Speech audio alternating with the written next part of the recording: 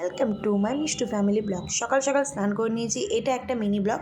তো আমি যাচ্ছি পুজো দিতে, চুড়িদারটা পরিনি, এটাই বলছিলাম, আর কিছুই না। যাই হোক, তো দেখো রূপুকেও আমি সাজিয়ে গুজিয়ে নিয়েছি অলরেডি। তো ও ঠাম্মু এই গেঞ্জিটা ওকে দিয়েছে, নতুন গেঞ্জি, বললো এটা পরেই অবশ্যই আজকে পুজো দিতে যেতে হবে। তো বছরের শুরুটা আমরা মন্দিরে গিয়ে পুজো দিয়ে তারপর শুরু করলাম। তো দেখো রূপু আর আমি বাইরে ওয়েট করছি, রূপু তার ফাঁকে একটু ডান্স করে নিচ্ছিল।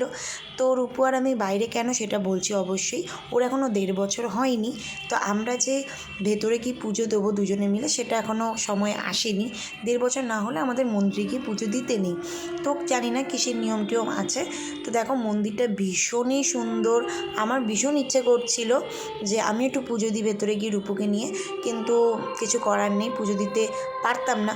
কিন্তু হঠাৎ করে মা হয়তো আশীর্বাদ করেছেন, মা আমার হাতে পুজো নিতে চেয়েছেন, সেজন্য আমার শাশুড়ি মা পুজো দেওয়ার পর আমাকে বললেন যে আমি মেয়েকে ধরছি, তুমি যাও পুজো দিয়ে আসো। তাই শাশুড়ি মা বাইরে দাঁড়ানো ছিল, মেয়েকে নিয়ে আমি গিয়ে অঞ্জলি দিয়ে এলাম ভেতরে গিয়ে।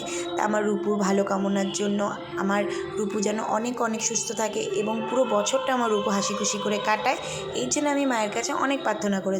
তোমরাও পারলে প্রথম বছরটা পুজো করে কাটিয়েছো না কী করে কাটিয়েছো আমাকে অবশ্যই জানিও কমেন্টে। আর দেখো আমাদের অঞ্জলি দেওয়া কমপ্লিট, এবার আমাদের বাড়ি যাওয়ার পালা। কিন্তু রূপু ভীষণ ভীষণ বদমাইশি করছিল, কিছু করার নেই, ও তো ছোটো, ও তো দুষ্টুমি করবেই। দেন আমরা কিছু ফটো ক্লিক করলাম, করে তারপর আমরা ওখান থেকে বেরিয়ে গেছিলাম। তো সবাই ভালো থাকবে, সুস্থ থাকবে, পুরো বছরটা আনন্দে কাটাবে, এবং আমার চ্যানেলটাকে লাইক সাবস্ক্রাইব করতে ভুলে যেও না, কমেন্ট করে কিন্তু জানিও।